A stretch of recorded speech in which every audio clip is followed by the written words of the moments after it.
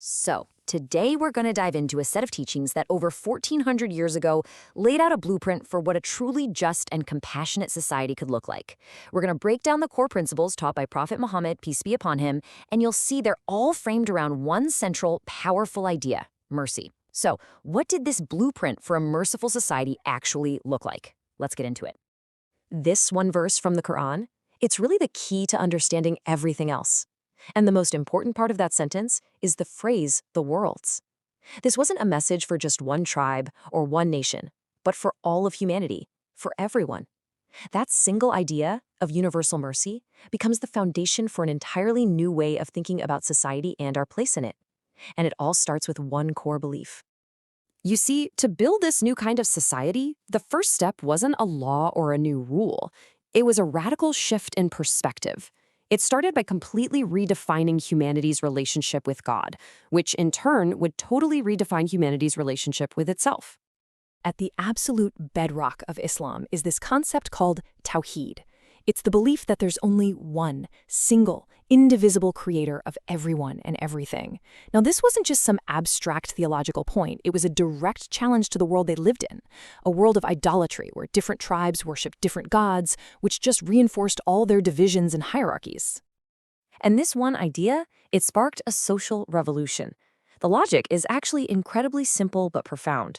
If everyone, no matter their background, is a creation of the same God, then the entire basis for one person feeling superior to another, whether it's because of tribe or race or money, is just spiritually dismantled.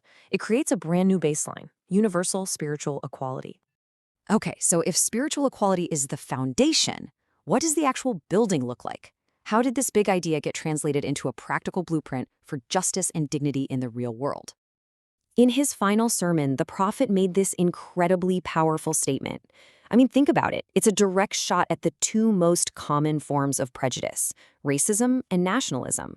The message was crystal clear.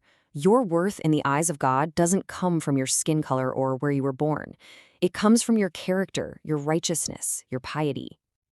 And this shift created such a sharp contrast with the old ways. Before, society was all about deep tribal divisions and ruthless economic exploitation. The new teachings just directly tackled these problems head-on, with principles like equality based on character, a mandatory charity system called zakat to make sure wealth was redistributed, and an absolute non-negotiable emphasis on the sanctity of all human life, which, by the way, meant an immediate ban on the horrific but common practice of female infanticide.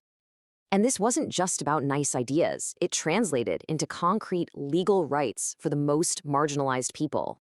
For women, who were often treated as property, this was a game changer. They were given the right to inherit property and get an education. Specific laws were put in place to protect orphans and widows. And while slavery wasn't abolished overnight, the teachings demanded humane treatment and created multiple ways for slaves to gain their freedom, which fundamentally changed the whole institution. And to further protect the community's well-being, several widespread practices that were seen as destructive were systematically banned. These weren't just random rules. Each one was targeted at a specific social problem. Banning alcohol and gambling was about protecting families and public health. And getting rid of usury, or exploitative interest, was designed to stop the poor from falling into a spiral of inescapable debt. But here's the thing.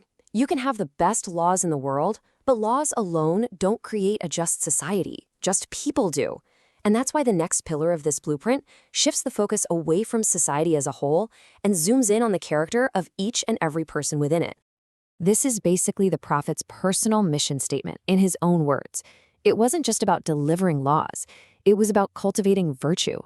The core idea here is that real, lasting societal change is driven by internal reform, by each person working to perfect their own character, something known as akhlak.